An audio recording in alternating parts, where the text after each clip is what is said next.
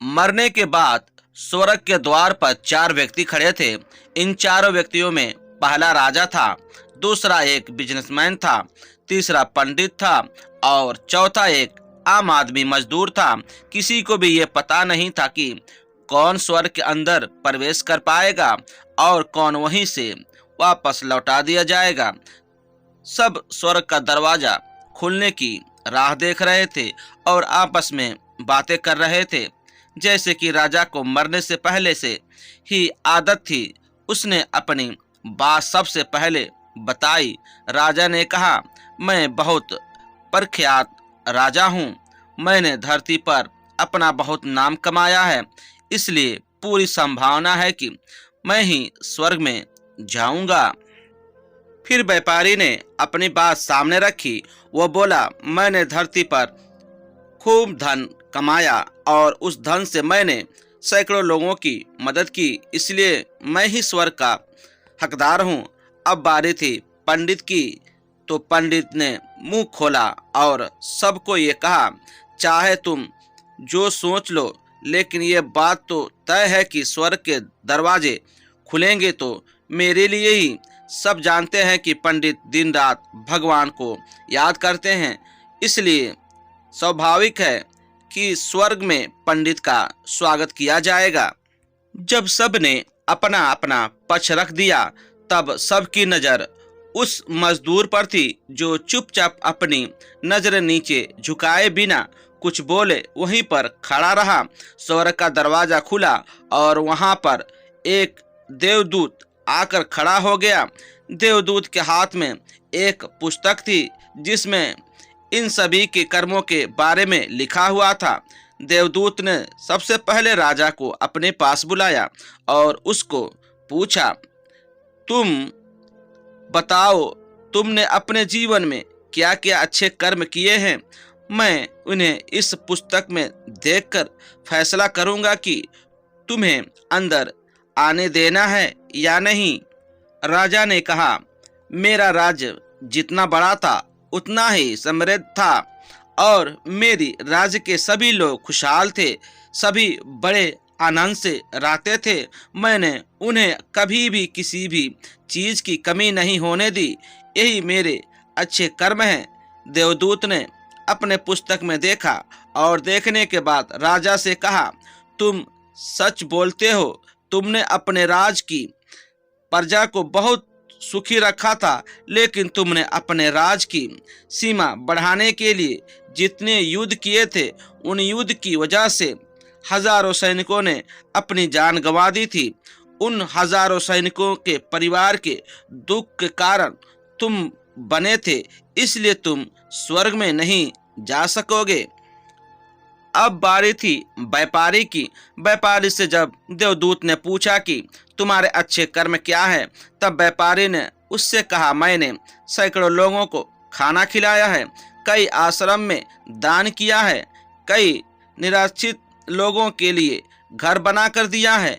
ये मेरे अच्छे कर्म हैं। देवदूत ने फिर से अपने पुस्तक में ध्यान से देखा और देखने के बाद व्यापारी से कहा, तुम्हारा कहना भी ठीक है कि तुमने बहुत दान धर्म किया है, लेकिन ये दान धर्म तुमने जिन पैसों से किया है, उन पैसों को कमाने के लिए तुमने न जाने कितने झूठ बोले हैं, कितने हेराफेरियां की हैं और कितनी मिलावटें की हैं, इसलिए तुम भी स्वर्ग में नहीं आ सकते।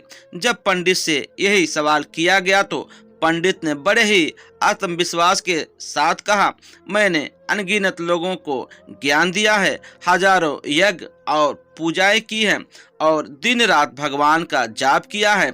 इससे अच्छे कर्म और क्या ही हो सकते हैं।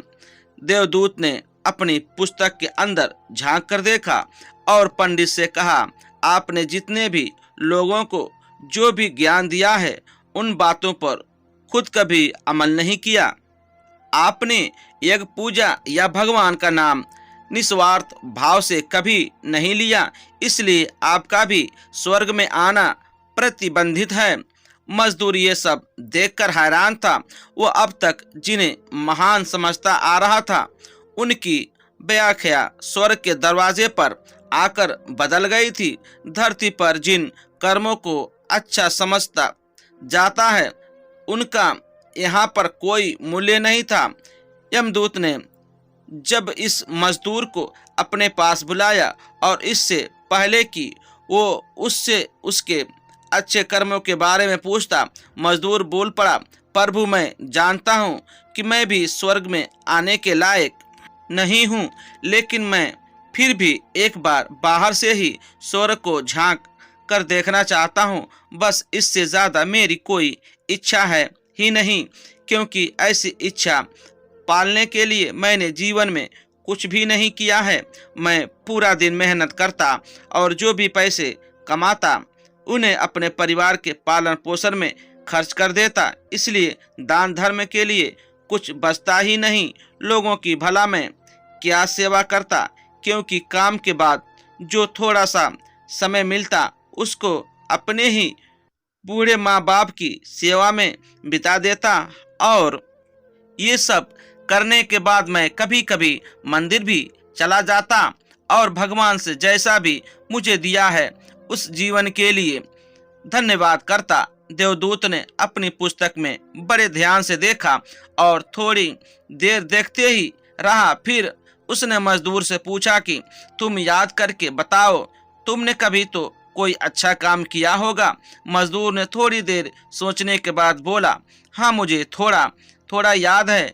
एक बार मैं बहुत भूखा था और मैं खाना ही खाने बैठा था कि एक बहुत ही कमजोर कुत्ता जो ठीक से चल भी नहीं पा रहा था वो मेरे पास आ गया और मेरे खाने को देखने लगा।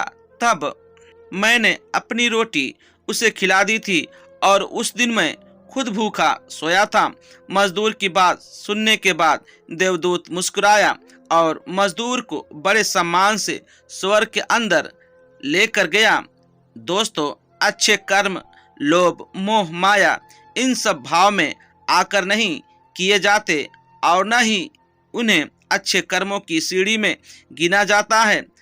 निस्वार्थ भाव से किया गया एक ही अच्छा कर्म भी आपके जीवन के सारे पाप धोने की शक्ति रखता है। इसलिए जब भी मौका मिले निस्वार्थ भाव से और अच्छे मन से अच्छे कर्म किया करें।